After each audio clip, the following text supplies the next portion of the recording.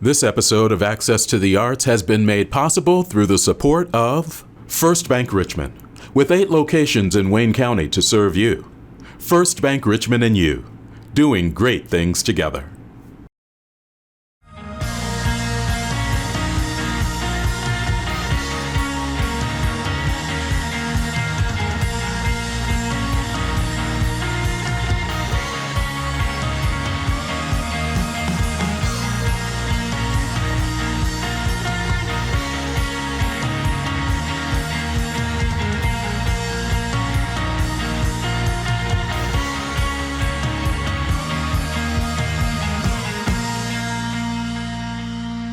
Hi, I'm Eric. Welcome to this Access to the Arts on Whitewater Community Television's WETV. We appreciate you joining us for this program. A little bit later on in the show, we'll see my conversation with one of the artists that was attending the Pottery Palooza event at RAM this fall. And also later on in the show, we welcome Melinda Wilson to the Access to the Arts family, as she'll be having a conversation with a local artist, the first of 4 that she's going to do for us over the next few months. But we opened this show with Jessica Raposo, someone who has been with us previously. Jessica is chair of the Fine Arts Department. Fine and Performing Arts. Fine and Performing Arts Department here at Indiana University East, and also an associate professor of music. We've had you here before, and the associate professor of music was part of the title, but the department chair was not. Is new, yeah. Talk about that elevation and what that means for you, besides more emails and work. I mean, that is what it is in a sense. But no, prior to this, I was the coordinator for the music program, and so managing a lot of things with the running of what was going on with music classes and events and so on. Now, as chair of the entire department, that includes our fine arts program, our visual arts program. So I'm providing support to our fine arts faculty with their programming. So think of the 2 gallery spaces that we have on campus for that, as well as managing scheduling and staffing for them as well as some faculty development. As if that's not keeping you busy enough, you have been working on an album with Nathan Froby. Yes. Talk about how that came to be, and when can we expect the album? All right. Well, there is a recording label called Parma that focuses on living composers. They want to put out the music of living composers. And they provide wonderful support with engineering and marketing. And they reach out to composers. You usually have to help with the investment on the way in. They approached Dr. Froby and were interested in another piece of music, and he wasn't able to secure funding for that. But between the 2 of us, we knew we had access to IU resources. And so he mentioned to them, I have this colleague, I've written a few pieces for her. She has this flute duo called Duo Rouge with Mihoko Watanabe, who's the flute professor up at Ball State. They've done a whole concert of my music. How about take a listen to this recording that they did, actually that your team live streamed for us in our Lively Arts series. And they had a listen and they said, yeah, we're just gonna take that concert and make it into an album. Wow. Yeah, so we, it was a wonderful opportunity, and so we applied for the IU Presidential Arts and Humanities Grant Program, which has one of the grant options that they have is a production grant. And they gave us a wonderfully sized grant to cover the costs of Parma, but also, you need a pianist, you have other expenses. We recorded it in Muncie at Sursa Hall at Ball State. And so, our travel, our recording engineer, they covered what we needed so we could make this album happen.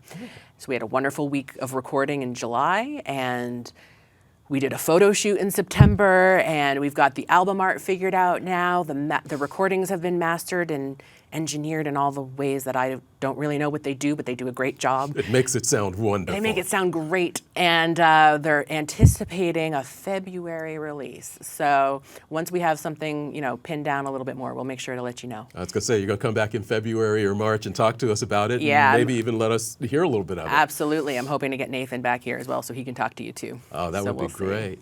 Is this the first album that you've worked on? It's the first professional album that it's been focused on solo or chamber music that I've done. There have been other things with school ensembles and things like that that have been part of various recordings. Okay. But no, this is the first time that my name will be on a professional album, so it's quite exciting. It's So. not out, so we can't show any artwork or anything. But talk about what the title of the album is and how you all got to that, because there's always a story behind album titles. Well, yeah. So actually, what led to Nathan even writing the pieces for Mihoko and I was that he heard a concert I did in 2019 where I played some piccolo, and then we had some alto flute on the concert, and it sparked his imagination with composing for all three flutes. And so the piece he wrote for me that I premiered in 2020 on our Faculty and Friends concert was me playing both flute and piccolo with him at the piano. And then in 2021, for Duo Rouge, he wrote a 3-movement work where Mihoko and I were playing all 3 flutes, flute, piccolo, and alto flutes. Between all 3 of the movements. So we get lots of, what that does is it takes the range of the flute and it expands it. So you get much lower options and higher options, which means you can change around the textures quite a bit. And so, yes, so as a result, we decided to call the album 2x3 because it's 2 flute players playing 3 flutes each. Nice. We are looking forward to that. It will be available on Spotify, Apple Music, Naxos Music Library, etc. It will be out there for everybody to enjoy. It's going to be big time. I'm excited. Okay. And that leads me into the next piece that I wanted to talk to you about, which is the Lively Arts Concert Series, which is going on. Obviously, people should come and hear it because it's being turned into an album. Exactly. You never know what you're going to hear. Talk about what the lineup is for this year and the fact that most of these performances in the past couple of years have been 7 o'clock in the evening. But you've all thought about moving some of those start times around to accommodate other schedules. Talk a little bit about what people can expect this year. Yeah, we wanted to change up the times that we offered the concerts because we recognize that our campus community can't always be here at 7 p.m. in the evening. Also, there are people in the Richmond area community that may not be able to get to campus at 7 in the evening. So I think 1 or 2 of our concerts will actually be at 12:30 in the afternoon this year. Nice. Several of them will be at about 5:15. So the idea is you finish your workday at 5 or maybe a few minutes early, and then you can head on over to IU East for a concert. Then go out to dinner. And then go out to dinner, or go home and be responsible. But yes. So that's the idea with this shift. We've got a great lineup. Our piano instructor, Shiyu Wang, will be doing a concert in November. We did have to... She has done 2 or 3 that I can think of off the top of my head. She's fabulous. She's wonderful, and she's performed not only with us, but at the Reed Center on their Wednesday lunch series. She's also the new music director at Central United Methodist, so you can hear her there every Sunday. Okay. But yeah, so she'll be doing a concert in November. We also had to postpone our first concert. The En Fuego Latin Trio had a personal issue that came up, and so we're hoping to schedule them at the end of November, maybe beginning of December, so we can get them back in. Okay. Our cello instructor, Michael Ronstadt, will be coming back in January. Our trumpet instructor will be bringing his quartet in, I believe, the first week of April. I'll be doing my annual concert in March. Our Faculty and Friends concert will be in February. So between our ensembles and our students and all of our wonderful faculty performing, we're really looking forward to what we have on offer. That Faculty and Friends concert spotlights some incredible musicians from both here at IU East as well as Earlham College. Yes, that's the Faculty and Friends. We want to highlight all the music faculty in town, as many as we can. And then, of course, we all have collaborations with musicians from all over the region, so hence the Friends. All right. So. You had a performance, actually. There was a group of people who performed, and it ended up being at Civic Hall Performing Arts Center, some Richmond Community Schools Orchestra, the Richmond Community Orchestra. You played a part. Talk about how that came to be and how enjoyable was that? It was a lot of fun. So I think it was about 1.5 years ago.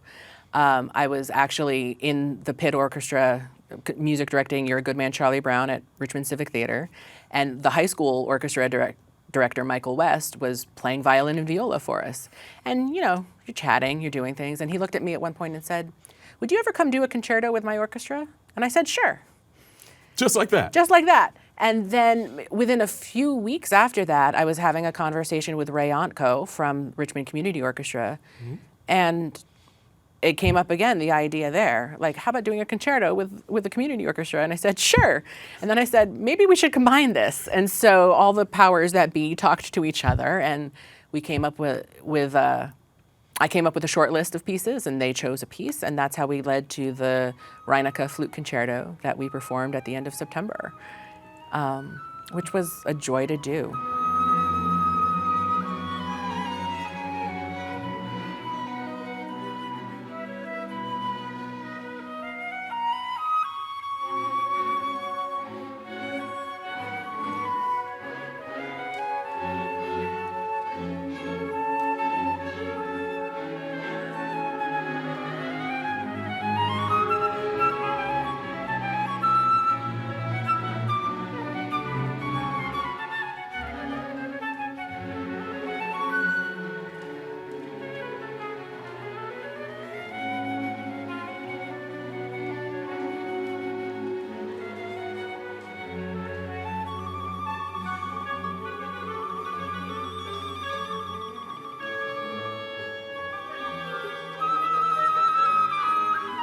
You've talked a lot during this conversation about connecting with people. Richmond Civic Theater, Richmond Symphony Orchestra. Talk about those community connections and the music department and what difference that makes, not just here for the students on campus, but for the entire community. Well, the reality of the mission behind IU East is that we are a regionally based campus with a mission to serve our community, with a mission to serve our region. And so many of my colleagues, the administration, the staff, everybody is geared toward the idea of making this community better, because this is where our students live, it's where our graduates live. And how can we contribute? How can we take the talents and the skills that we're bringing in from wherever we come from to come work at IU East and help use them to make Richmond, Indiana, the region, the world a better place? And so that's what we're doing. And when it comes to the arts, it was so easy to do that because even before I got here, the art history here is amazing. Right. So it just became about, let's see who we can connect with, and let's see what creative ideas we have, and let's have some fun making some music. And that's the best part of working here, in all honesty, is doing it myself and then also bringing my students with me. Cool. So, Jessica, we always appreciate the time. We know we're going to have you back sometime after the first of the year because we're going to talk about that album. Okay, sounds great. Appreciate the time. Thank you.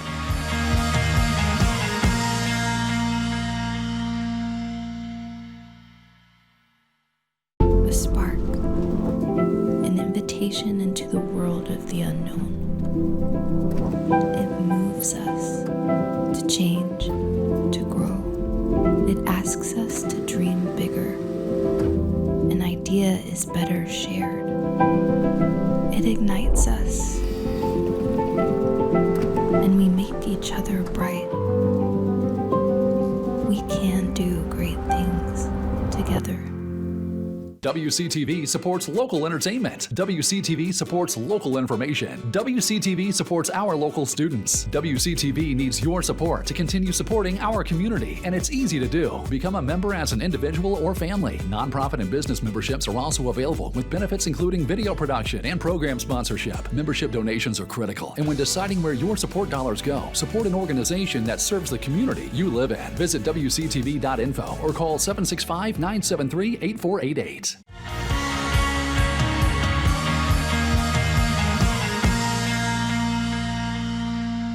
Welcome back to Access to the Arts. Just like last year, we're having a chance to kind of hang out at Pottery Palooza and speak to some of the vendors that have set up. I'm having a chance to speak with Mary Betker. Mary, thank you very much for taking some time and talking with me.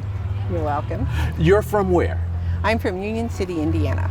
Talk to me about what got you started with pottery. Well, I got my Bachelor's of Art Education at Ohio State University, and my last class of my senior year was a throwing class. I just loved it, and since then I've always wanted to do it. In the school systems that I taught at, I was mostly doing hand building stuff with kids because we didn't have access to wheels. A lot of them were elementary schools. And then eventually I ended up at a school where I had access to a kiln and wheels, and so I kind of retaught myself. I started taking the adult ed classes at Ball State. Mm-hmm. I worked with Linda Arndt and Vance Bell and Ted Neal at those classes, and I really, really loved it. It's kind of what I did when I didn't have to do anything. Okay. So, and then eventually when I retired from teaching, I built a studio and pursued it full time. Was teaching what you always wanted to do? I did.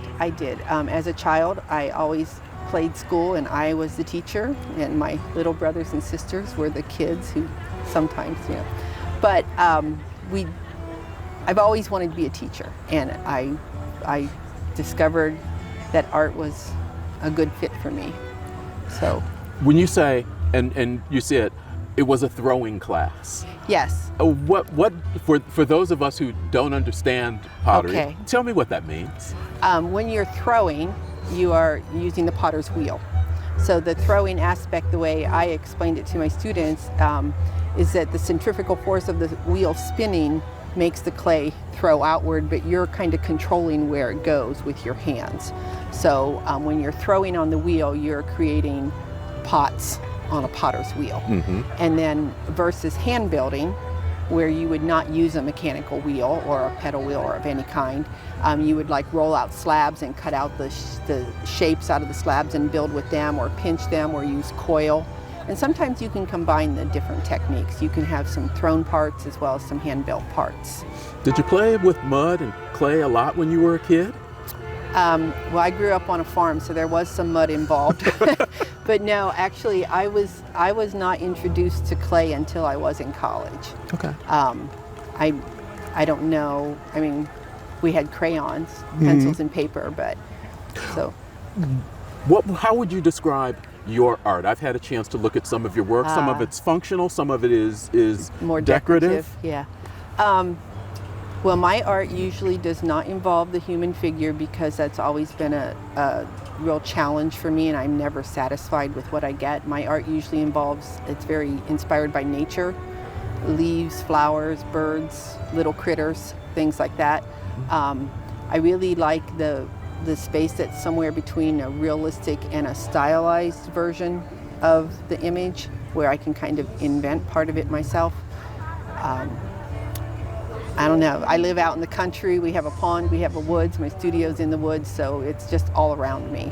Is that your inspiration where you live? Because it seems like artists get their inspiration from someplace. I think so. I think most artists have to be inspired by their surroundings in some way, or something that they have been inspired by or been exposed to.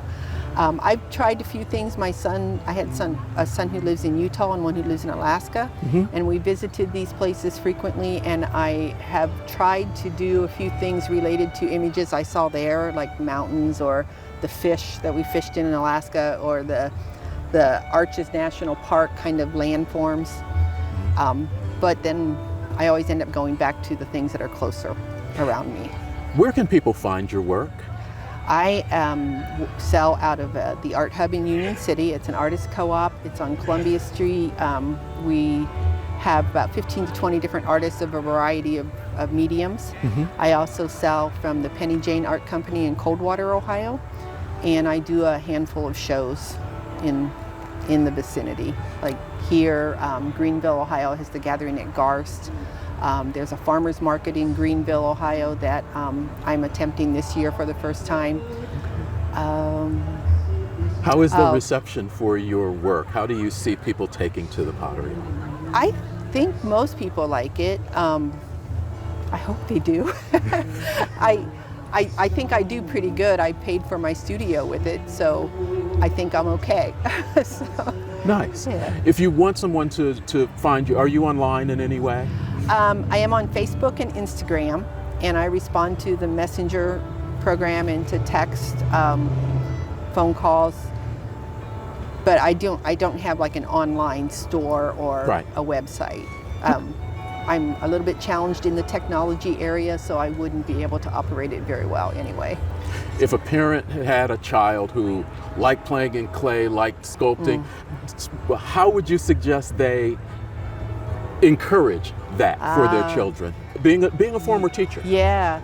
Well, if they have the ability to get them into some kind of a child's class, like at a community arts center, that would be a great way to go. If they don't have that facility, when my boys were little, we had boxes and boxes of that polymer clay because they can do all kinds of things with it, and then you can just bake it in your oven at home.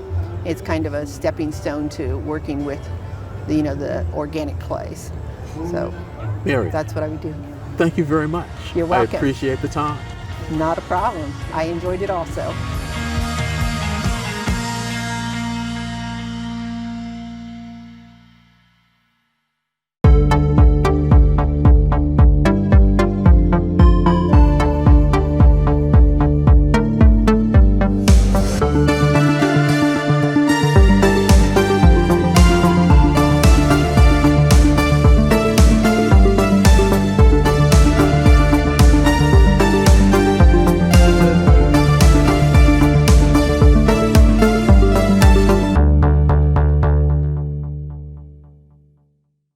A spark, an invitation into the world of the unknown.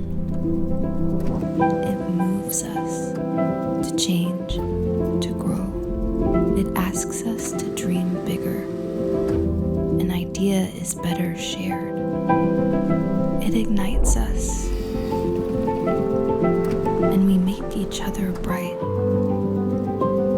We can do great things together.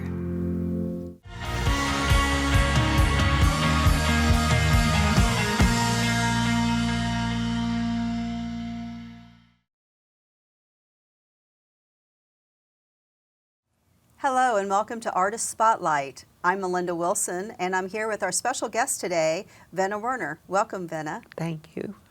I am so pleased that I had the privilege of meeting you, and I would like to just kind of pick your brain and see what inspired you to get into the art world. I was 10 years old. My older sister was in college learning to be a teacher, and she took art classes and brought it home to me. Mm-hmm. So I've been painting since I was 10. Wow. 83 years. 83 years. Not constantly, Sure. There were times when other things took preference. But it's amazing that you found out your gifts that soon in life. Yes. Well, she had the same gift, Oh, really? and she was my mentor. Okay. And what mediums do you enjoy using? Over my lifetime, I've used all of them. I've tried everything, Okay. and I always come back to watercolor. Do you really? Do you have a preference of scenery that you like to do, or just basic still life? I do both. Okay. I love scenery, landscape, and I get lost in the landscape. Oh, definitely. Still lifes are more difficult, Are they really? yes. I'm sure that when you do the landscapes, you kind of encapsulate you, and you can kind of envision how it feels to be there, right? Yes, yes, I can totally see that. yes. Now, do you ever get a creative block? And if so, what do you do with that? Sit back and think for a bit. It's not bad to walk away, Right. and maybe for a day, but I keep a file of paintings or pictures that I have seen that I use for ideas, and browsing through those can give me ideas. Sure. Do you have a favorite piece that you've done? Yes, and I'm not sure whether Jean put that one on. It is a still life of a wine barrel with a wine bottle and grapes and fruit, Okay. and it's rather large. And I showed it at RAM, and my husband said, "That's not for sale, it's mine." Oh, he kept it then. So it's over in our dining room. Oh, that's wonderful. And it's wonderful to have the supportive family. Yes. And yes. I know that your daughter is also an artist as well. Yes. Well, wonderful. She's a better artist than I am. Oh, She could teach me a lot. Really? And I bet you've taught her a lot as well. Yes. She was into the arts early. Okay. She'll tell you about that. Okay. I'm looking forward to talking with her as well. Yes. So I do have one last question for you. Do you have a piece that you would say is on your bucket list that you would like to do at some point? It's unknown right now, but what I dream of is having the perfect painting with good composition, all of the right things that you're taught you have to have Right. in this piece, so that when I enter it at Ram, it gets accepted. There you go. Well, they're very wonderful over at RAM and know what they're doing, and with the arts, they've got Yes, a wonderful they do. eye. And it's difficult to get in because there are so many beautiful works Yes, there are. submitted. We do have several talented artists in the area, don't we? Yes, yes. Well, I am blessed to have met one of our very talented artists, Well, and thank you. I appreciate you coming to see us today. Thank you. It was my pleasure. Well, thank you. And we want to thank you for joining us on Artist Spotlight.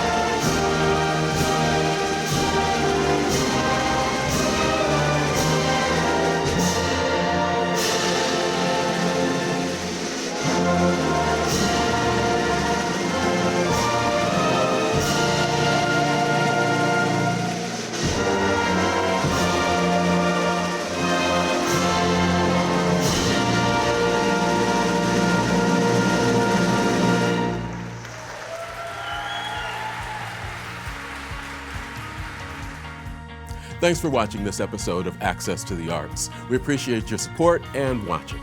As always, I wish you well.